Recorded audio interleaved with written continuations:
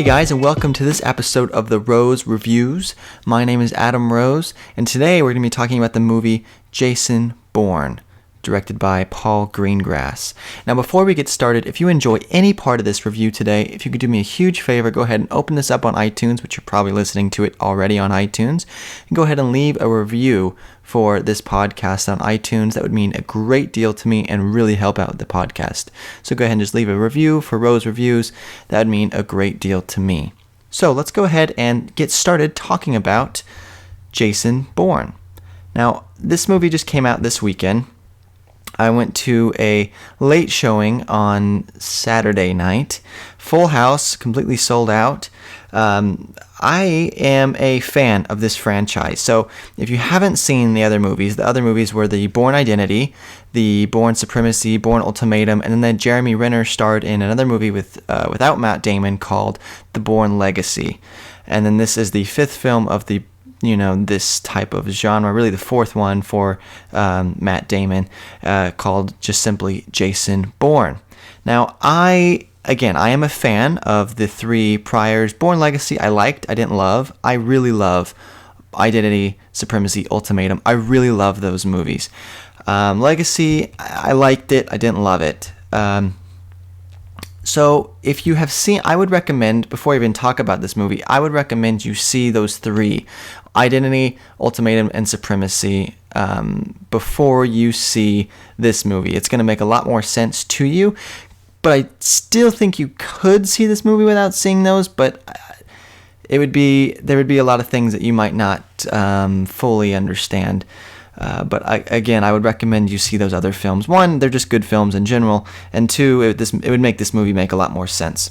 So now that we got kind of the prereqs out of the way, let's talk about the synopsis of this film. So it's a pretty simple, basic premise. It's the most dangerous former operatives of the CIA is drawn out of hiding to uncover hidden truths about his past. It kind of sounds like the premise of the other three films, but this one is post those films. So the last one, the Bourne Ultimatum, came out quite a few years ago, and this one takes place after that film, a few years after that one. They kind of ignore that the Bourne Legacy happened at all. I mean, it didn't have a lot to do with Matt Damon's character anyways, but they don't mention it at all in this movie, and that one's not really needed to see this one. That one didn't do too great financially, and so they kind of just put that to the side and said, okay, Matt Damon's, Paul Greengrass's movies make a lot more money. Let's do those. So now that you kind of know the background and where we're going with this, let's talk about my overall feelings of the film, and then we'll get into a couple of the details. So again, I'm a fan of the other ones. I love the other three that Matt Damon has been in. I really, really love those.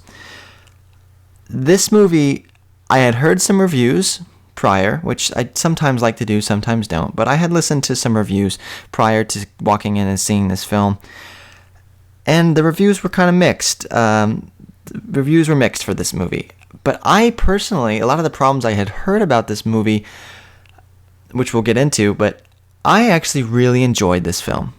Did I love it as much as the other Bourne movies? No. But did I like it even more than I thought I was going to? Yes. I know that kind of sounds confusing, but let's talk about that. Let's just get into this real quickly, why I feel that way. So let's talk about just the director. So Paul Greengrass, he directed the Bourne Ultimatum and the Bourne Supremacy.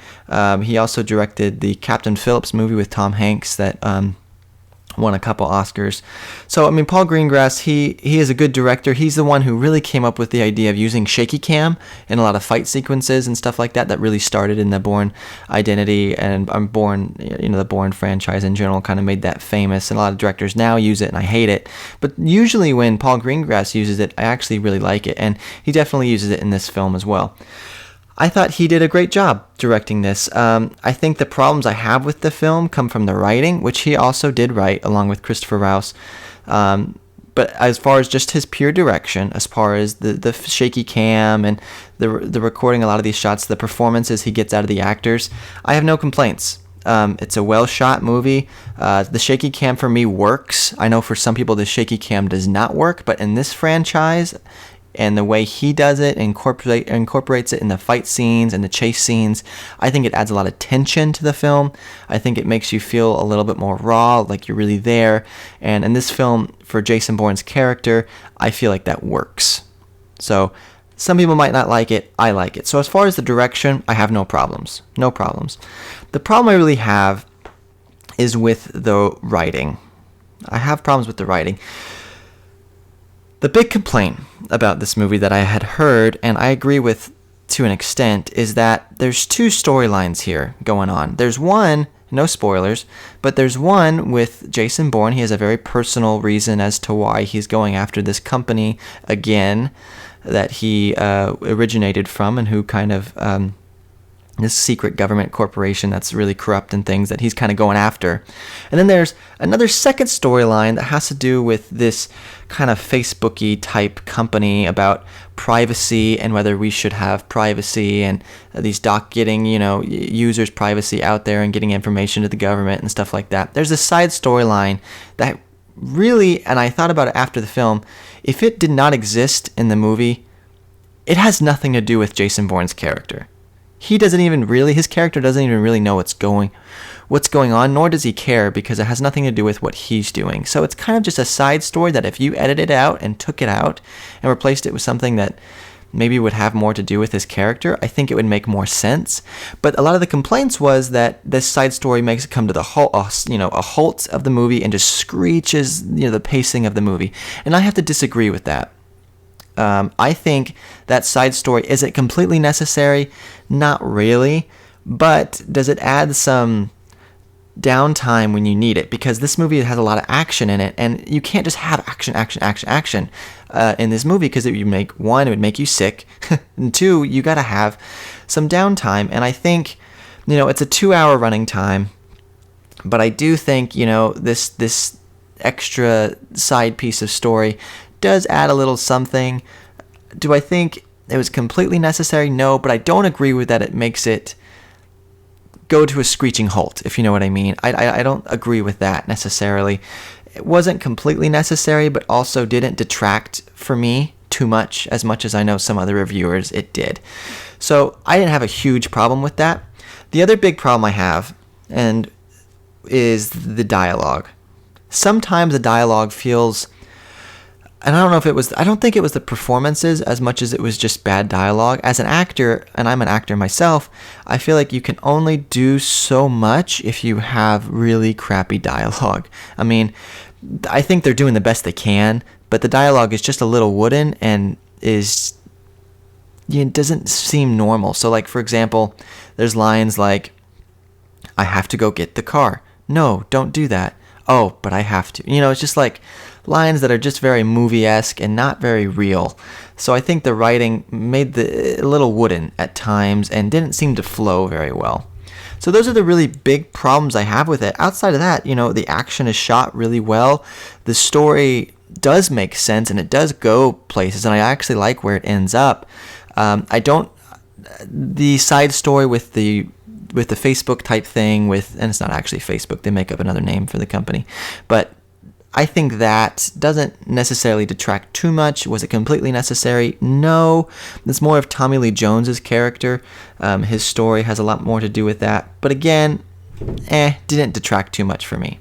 So let's talk about the performances. We got Matt Damon, Tommy Lee Jones, Alicia Vikander, and those are the really big. Julia Stiles, Riz Ahmed, but those are really the main three, I would say, as Matt Damon, Tommy Lee Jones, Alicia Vikander. Matt Damon as Jason Bourne. Big question was, he's 40-something years old. Can he still do this? And I think Liam Neeson, if you look at Liam Neeson's career, I mean, he's still doing it, and he really became an action star in his late 50s, early 60s, and he's still kicking it. So, I mean, I think Matt Damon completely pulled off this Jason Bourne character. Again, him and Ben Affleck, man, they're just Ben Affleck is Batman and Matt Damon is Jason Bourne, man. They're just still kicking some serious butt at 40-something years old.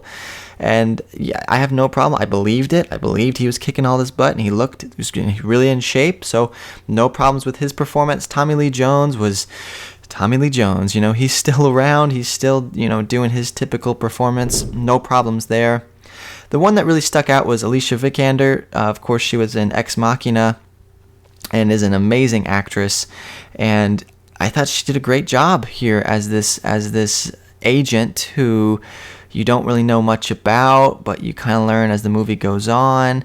I thought she played that character well. I would have liked to see a little bit more character development with her in regards to the writing, but I thought performance-wise, I thought she gave a really interesting performance to a very layered character. She added a lot of layers to this character that aren't really there. They're not written there, but just in her performance, you can really sense that. I could also see it the other way around, though. I could see someone getting out of this film and saying her performance was wooden, but I think that was a choice on her part. That's the feeling I got, and I got the feeling that me personally, I could see a lot of layers to this character when she would deliver lines and stuff like that, but I could also see some people just not getting that. But I think that's the great thing about movies is they're very subjective. So for me, I saw a lot of layers in this character. Tommy Lee Jones' characters, sometimes his motivation, he was very quick to do things, very quick to just say, oh, no, and make decisions that were not the smartest decisions in the world. But, I didn't think it didn't take me out of it too much. I just thought, he's not the nicest guy in the world. So as far as performances go, pretty good. I mean, no problems there. I thought Alicia Vikander and Matt Damon did a great job. Tommy Lee Jones was his typical Tommy Lee Jones self. So let's talk about by the way, the Rotten Tomatoes score is about 56%, which isn't great, but that means about, 1 out of 2, or 5 out of 10 critics, or 1 out of 2, enjoy the film and like it. But it has a 70% audience rating, so that means 7 out of 10 people like it. So, take that with a grain of salt. It has a 7.4 rating on IMDb, which is always, you never know about that. But it's made about 60 million this weekend is what it's projected to make, 61 million, which would be a very big opening weekend for this film, which is surprising for a film that hasn't been around for a while. And I mean, 61, they're going to be very happy with that. So overall, let's talk about my overall feelings on this.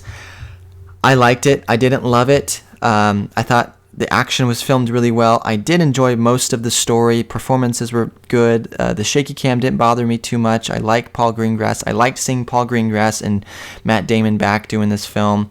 It was fun. Was it as good as the originals? No. But did I still enjoy it and have a good time with it? Yes. So would I recommend that you go out and see this? If you liked the prior films, if you like action, government, espionage type stuff, I think you'll really enjoy this. I think you will. I think you come out of the film saying, that was fun. I had a good time with it. Was it as complex a story and as, great as the other ones? No, but was it still fun? Was it a fun summer action popcorn blockbuster film? Yes. So let's say 0 is 5 is my score rating on this podcast. 0 being a thorn, being the worst movie I've ever seen. 5 being a full-grown rose, being the best movie I've ever seen. I'm going to give this a happy 3.4 out of 5. I enjoyed this movie. I liked it. I didn't love it. The story wasn't as complex and as nuanced and specific as the other ones, but I did still have fun with a lot of the action, and seeing this character back on screen just made me happy, seeing Matt Damon do this character. Overall, good film. Would recommend it if you want to see a nice summer action movie.